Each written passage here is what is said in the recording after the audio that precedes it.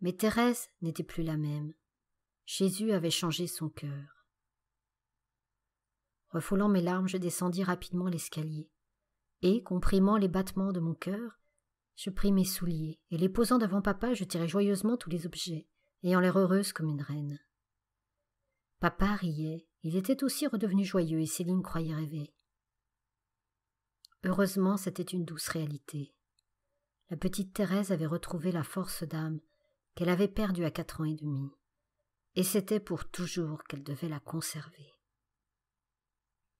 En cette nuit de lumière commença la 3e période de ma vie, la plus belle de toutes, la plus remplie des grâces du ciel. En un instant, l'ouvrage que je n'avais pas pu faire en 10 ans, Jésus le fit, se contentant de ma bonne volonté qui jamais ne me fit défaut. Comme ses apôtres, je pouvais lui dire « Seigneur, j'ai péché toute la nuit sans rien prendre. » Plus miséricordieux encore pour moi qu'il ne le fut pour ses disciples, Jésus prit lui-même le filet, le jeta et le retira rempli de poissons. Il fit de moi un pêcheur d'âmes. Je sentis un grand désir de travailler à la conversion des pécheurs. Désir que je n'avais pas senti aussi vivement. Je sentis en un mot la charité entrer dans mon cœur, le besoin de m'oublier pour faire plaisir, et depuis lors je fus heureuse. Un dimanche, en regardant une photographie de notre Seigneur en croix, je fus frappée par le sang qui tombait d'une de ses mains divines. J'éprouvais une grande peine en pensant que ce sang tombait à terre sans que personne ne s'empresse de le recueillir. Et je résolus de me tenir en esprit au pied de la croix pour recevoir la divine rosée qui en découlait, comprenant qu'il me faudrait ensuite la répandre sur les âmes.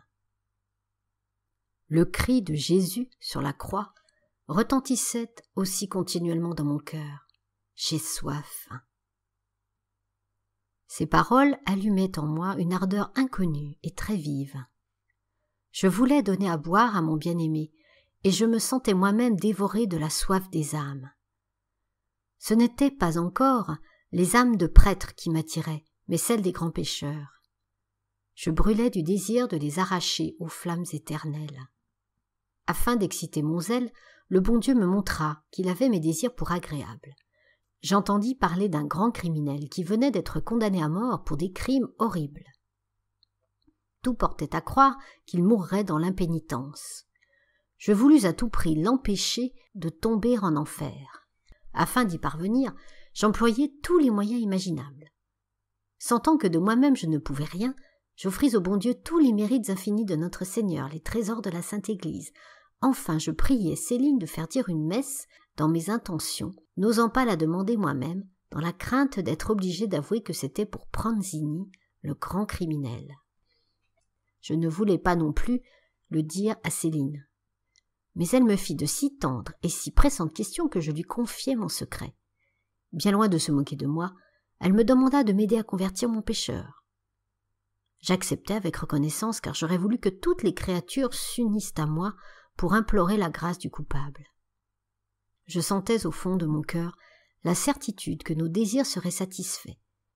Mais, afin de me donner du courage pour continuer à prier pour les pécheurs, je dis au bon Dieu que j'étais bien sûre qu'il pardonnerait au pauvre malheureux Pranzini, que je le croirais même s'il ne le confessait pas et ne donnait aucune marque de repentir, tant j'avais de confiance en la miséricorde infinie de Jésus. Mais que je lui demandais seulement un signe de repentir pour ma simple consolation. Ma prière fut exaucée à la lettre. Malgré la défense que papa nous avait faite de lire aucun journal, je ne croyais pas désobéir en lisant les passages qui parlaient de Pranzini.